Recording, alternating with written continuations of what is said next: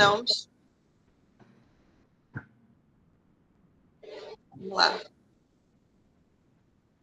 Então, bom dia a todos. Estamos começando mais um estudo da nossa série temática Fé e Ciência em Diálogo, onde estamos explorando como nós podemos desenvolver o diálogo entre a fé cristã e a ciência.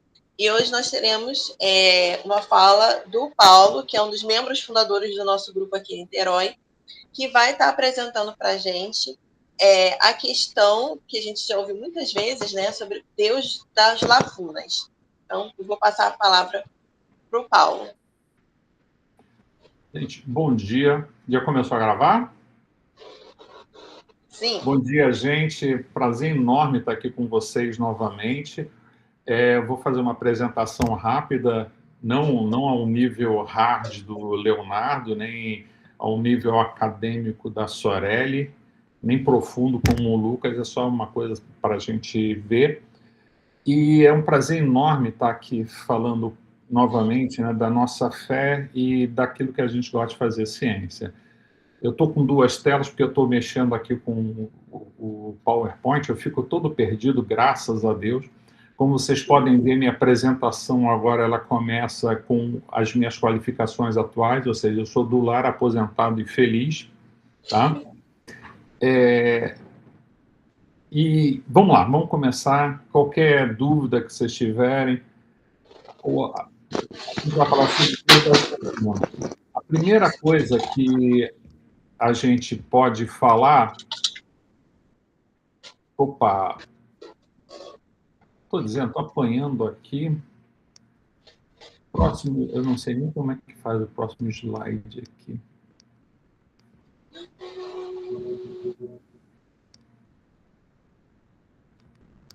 Gente, eu estou apanhando mesmo. Ah, sim, a provocação inicial, né, de uma conversa nossa dessa semana, só para vocês entenderem o raciocínio. Então, a gente tem um dilema, né? E aí eu faço duas afirmações. A primeira é que quem assistiu gostou.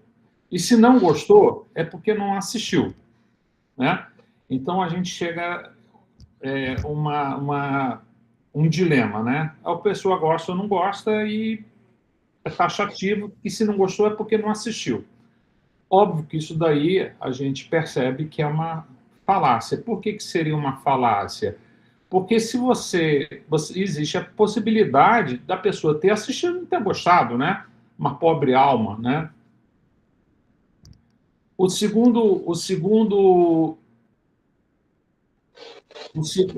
segunda provocação, que é um outro dilema. A Terra é plana. Isso é um fato, né? Consumado, todo mundo sabe disso. E, obviamente, quem já foi à borda da Terra sabe disso.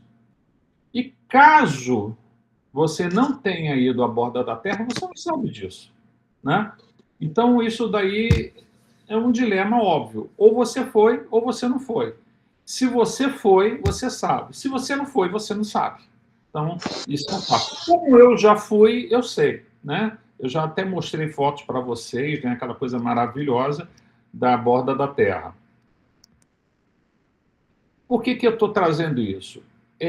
Isso daí é o que a gente chama de falácia lógica, né? Ou seja, o Deus da lacuna, ele se encaixa exatamente nessa questão desse dilema, né? Que é o seguinte: se não tem explicação, foi Deus, né? Então, aí que entra essa história do Deus das lacunas, que se você não consegue explicar alguma coisa, é ação divina. Então, isso daí é o que a gente chama de versão teológica, né? Existe aquela versão do Warner Bros., versão para televisão, para telas e não sei o quê, e a versão teológica do argumento da ignorância. O que é o argumento da ignorância, né? Primeiro, você começa com esse raciocínio. Bem, se não tem explicação, é algo sobrenatural. Então, se a ciência não explica, é ato divino. Perfeito, né? Só tem um problema aí. Esse argumento da ignorância, né, que é o argumento ad ignorantiam, ele é um recurso falacioso, né, que vai tentar provar né, algo como verdadeiro ou como falso. Você pode utilizar isso daí tanto como uma verdade ou como uma mentira, a partir de premissas, né, afirmações anteriores que são ou verdadeiras ou são falsas, né? Então, você vai sempre acabar concordando com elas partindo de um argumento inicial. Então, isso a gente está utilizando a ignorância como base. Então, a gente tem uma afirmação tácita: a Terra é plana. Logo, quem chegar à borda dela cairá no espaço. Qual é a afirmação? Que a Terra é plana, né? Então, a gente não pode escapar disso daí. Se a Terra é plana, quem chegar à borda cai. Ah, mas eu não cheguei à borda da Terra. Continua andando. Você vai chegar lá, mas toma cuidado que você pode cair. Certo? Tudo tranquilo até aí, gente? Posso continuar? Acho que sim, né? Essa ideia inicial é bem tranquila. Só faltava essa, não apareceu aqui o próximo? Ah, sim. Não, peraí. Esse argumento da ignorância, ele foi... O primeiro que trabalhou com isso foi John Locke. Vocês podem ver aí a foto do John Locke. Essa foto aí eu tirei dele quando a gente estava conversando, batendo papo lá sobre o iluminismo, né? E aí eu falei, não, eu vou tirar uma foto sua. Ele falou, não gosto. Então, tanto é que você vê que ele está sério, nem quis sorrir, né? Esse argumento é o seguinte: é um falso dilema, uma vez que todas as premissas ou são verdadeiras ou são falsas. Só que tem um problema sério nisso daí. Eu coloquei, vocês estão vendo essa figurinha aí de um cara na frente de um caminho, né? É como se existisse duas possibilidades, somente duas possibilidades. Ou o cara vai para a esquerda ou vai para a direita. Então, isso daí é uma questão de um falso dilema, porque ele poderia, por exemplo, seguir em frente pelo gramado, ou virar para o lado, né, para a sua direita, né, no gramado, ou para a sua esquerda no gramado, ou até mesmo dar as costas e voltar o caminho. Então, quando a gente coloca o argumento da ignorância, a gente coloca apenas duas possibilidades.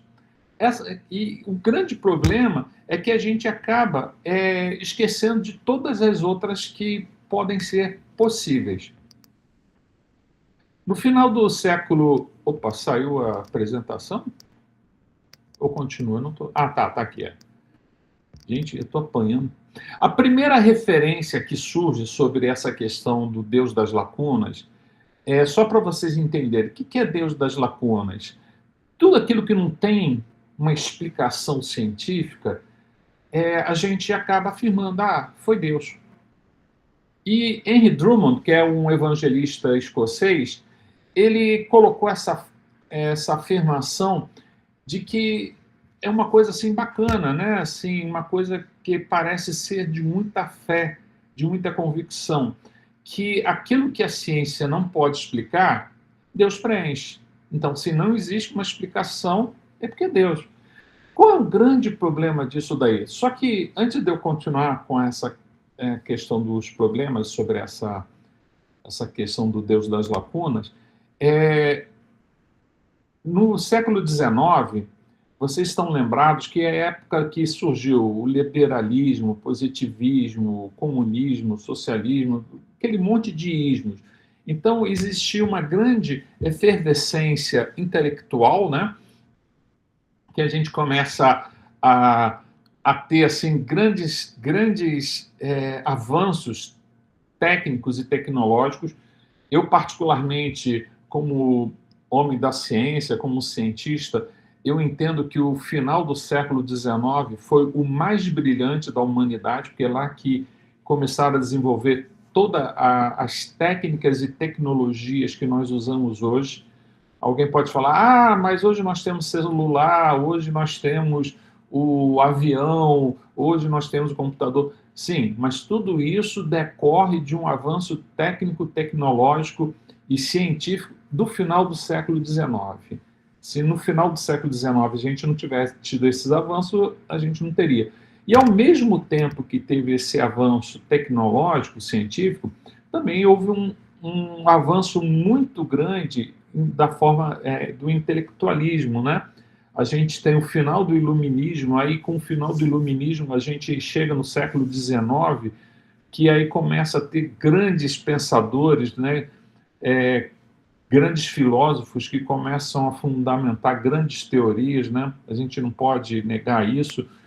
E Comte, ele é um deles, o próprio Marx, a gente pode discordar veementemente de muitas coisas de Marx, mas foi uma pessoa que desenvolveu. Então a gente tem muita coisa que é desenvolvida nessa época. E, obviamente, a questão do liberalismo teológico, que começa a acontecer nas igrejas por conta dessas descobertas, isso daí leva a um problema sério, né, que a gente tem até hoje. E aí, num arrobo assim, digamos, de temor, né, de reverência, Drummond, ele diz que aquilo que a ciência não pode explicar, Deus preenche, né? Isso parece ser uma coisa assim, uma afirmação de fé muito firme. No entanto, ela é extremamente problemática e vocês vão entender por quê. Já no século XX, quem começa a pensar um pouco sobre isso, e lamentavelmente ele não conseguiu desenvolver muito sobre isso, foi Bonhoeffer. Né? Bonhoeffer, eu acho que todos lembram dele, teólogo alemão, que morreu num campo de concentração nazista porque ele era contra o nazismo. Né? Eu sou fã do Bonhoeffer, tanto como teólogo como pessoa. Ele estava seguro na Inglaterra e ele volta para a Alemanha nazista porque ele não concorda que se cale diante das atrocidades que o nazismo estava fazendo.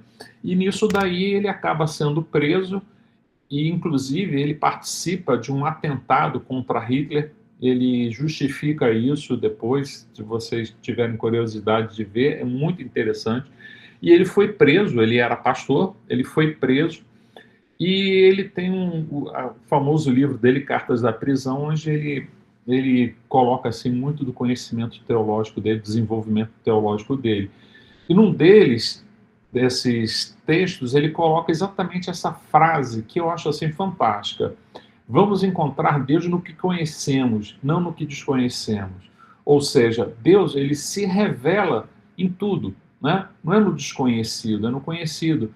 E pensando nisso, quando eu estava preparando essa apresentação, eu me lembrei aquele texto de Atos, quando Paulo chega no Areópago e tem lá uma estátua lá, o Deus desconhecido, e ele começa a pregar sobre o Deus desconhecido, e ele fala para os gregos ali e para os romanos que aquele Deus que eles não conhecem, nós conhecemos, porque Deus se fez revelar, né? Então, essa que é a grande questão. Deus, ele se faz revelar na ciência, no conhecimento, e não no desconhecido.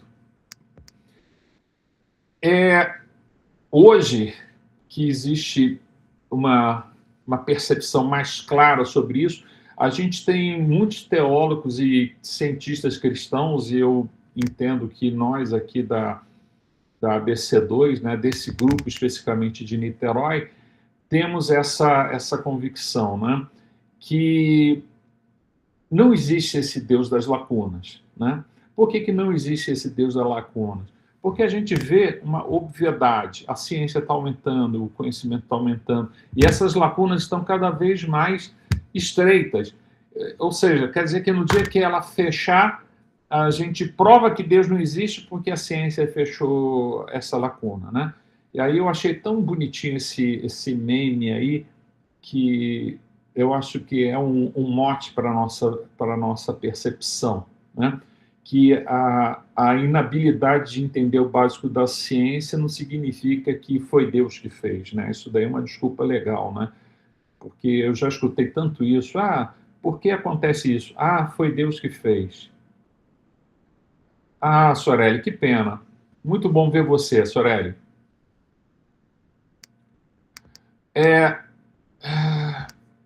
Eu trouxe eu não sei se eu consigo colocar aqui esse quadrinho.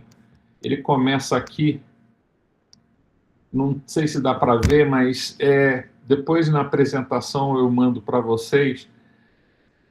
Ele coloca assim, Deus criando tudo, né?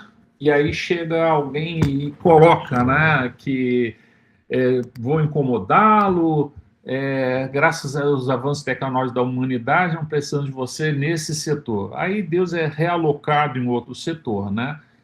E aí ele começa lá a criar um mundo, aí chega um outro cara e fala, né, precisamos realocá-lo de novo, tem áreas que ainda precisam de você.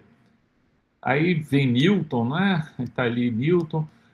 Aí ele coloca assim, pelo menos a criação ainda é minha. Aí chega alguém, aí é Darwin que está ali, e aí coloca, né, de uma forma assim engraçadinha, que conforme o avanço da ciência vai chegando, Deus vai sendo colocado de lado, né? Agora, o grande problema é esse daí. Quais são os problemas de se usar Deus das lacunas, né? Por que a gente nunca deve usar isso daí? E a gente deve ser incisivo em mostrar isso para os nossos irmãos. Primeiro que você começa a ter um conflito desnecessário, né, entre fé e ciência. Inclusive, o texto que a Adriana postou para a gente ler, não sei se vocês perceberam, ele tem esse detalhamento de que existe um confronto desnecessário de fé e ciência. Ou seja, se a gente acredita que Deus só age onde a ciência falha, qualquer avanço científico é uma ameaça à fé. E aí eu me lembro, vocês são mais novos, não devem lembrar tanto disso, mas o homem, quando foi à Lua, antes dele ir, teve o russo, que foi o Gagarin. O Gagarin foi, e ele, quando voltou, eu achei tão interessante que, naquela coisa da Guerra Fria, ele falou, ele fez uma afirmação, foi no finalzinho da década de 50, início da década de 60, não me lembro exato, mas ele falou que, numa entrevista, né, porque ele virou herói da União Soviética, a União Soviética que era comunista e mantia-se no ateísmo de forma estrutural, e aí ele, num dessas apresentações, ele fala que ele foi ao céu e não encontrou Deus, né? Isso daí é um argumento da ignorância que ele utilizou. Ele foi ao céu e não encontrou Deus. E, e aí os políticos aplaudiram, né, os soviéticos, aquela coisa toda. E tempos depois, um dos astronautas americanos que foi ao céu, ele, ele foi, eu não me lembro qual foi um deles, eu sei que um deles, que inclusive se tornou pastor depois, ele voltou, ele falou assim, eu fui lá e eu vi Deus em tudo. Eu vi a criação de Deus, eu vi a terra, o universo, eu vi Deus em tudo. Eu não vi ele fisicamente, mas eu vi as obras das mãos dele. Então é um contraponto interessante, né? E isso mostrando exatamente, né, que não é o avanço científico que vai barrar a nossa fé. E outro problema que a gente tem em relação a usar essa questão dos Deus das lacunas é uma fragilidade intelectual. Por que é uma fragilidade intelectual? Se a gente consegue preencher, né, uma explicação com a ciência, o nosso argumento pode desabar e aí a gente fica sem uma base racional da nossa fé. Uma vez eu li sobre, não sei se vocês já viram sobre isso, sobre os 10, as pragas do Egito. Alguém colocou de uma forma assim, que é muito interessante, que parece que houve uma erupção na Itália e que aquela erupção causou um grande movimento e que as cinzas cobriram a terra, e que isso poderia se caracterizar como a escuridão que houve no Egito, e que isso daí acabou por conta da falta de luz, proliferou. Então, ele começa a usar uns argumentos científicos para explicar aqueles milagres. Inclusive, a própria questão do Mar Vermelho se abrindo, aí ele fala que aquilo lá provavelmente a erupção causou um tsunami, e o tsunami causa um recuo da água. E ele começa a tentar usar uns argumentos assim, que cientificamente eles são muito frágeis, mas que as pessoas acabam acreditando. E o grande problema é que quando você começa a mostrar que esses argumentos científicos que ele usou não são verdadeiros, a fé da pessoa fica assim, ué, mas então o que aconteceu? Então a gente tem que ter um cuidado muito grande, que é justamente essa questão da fragilidade intelectual, né? Você acaba minando a sua base racional da fé. Outro problema, a desvalorização da criação. Isso daí é uma coisa que eu acho fantástico, né? Que quer dizer que Deus só age quando as leis naturais não funcionam, né? Ou seja, Deus está limitado, né? Ele só vai agir quando as leis naturais não funcionam. Pelo contrário, eu creio firmemente que Deus sustenta todo o universo, né? E esse sustento do universo, né, a sustentação, o suporte de todo o universo, inclui todos os processos naturais e a própria ciência. Então não tem essa de que Deus só age quando a ciência não funciona, né? Isso me faz lembrar muito aquele caso, né, quando a gente está com dor de cabeça, a gente vai tomar uma aspirina e quando a aspirina não funciona, a gente vai orar, né?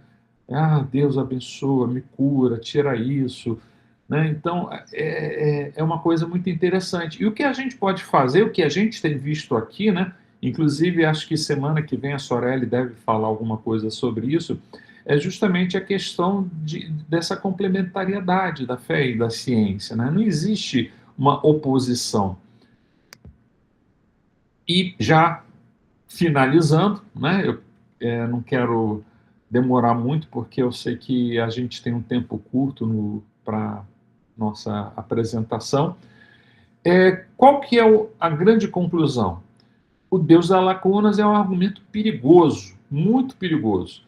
Ela desestimula a busca de respostas científicas e constrói uma fé baseada na ignorância. Então a gente acaba voltando para aquele obscurantismo, né? De crer que Deus age só aquelas formas. Não, gente, Deus age na ciência, Deus age no progresso científico, Deus age em tudo. E só para realmente finalizar, uma coisa que eu achei muito interessante, esse isso, Ana. Esse Deus das lacunas descredibiliza os cristãos, isso mesmo. Totalmente, porque a fé começa a ser assim muito restrita, né? Se quando alguém é curado, né, por exemplo, curado de câncer, né? Deus me curou, que coisa maravilhosa, glória a Deus. E quando Deus não cura, né? Quer dizer que não houve uma ação de Deus ali? E quando Deus cura, utilizando a ciência, né? Usando todos aqueles processos radioterápico, quimioterápico, Deus pode usar ou pode não usar, né? Isso daí é uma outra questão que a gente pode discutir mais tarde.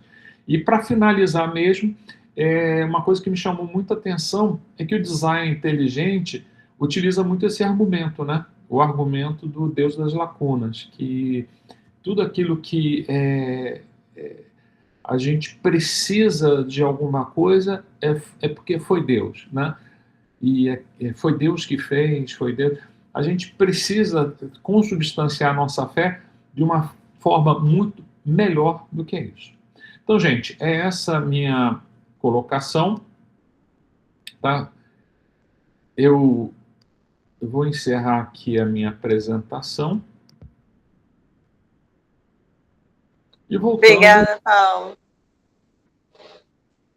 vou desligar a outra tela também. Eu vou encerrar aqui a gravação, tá, pessoal?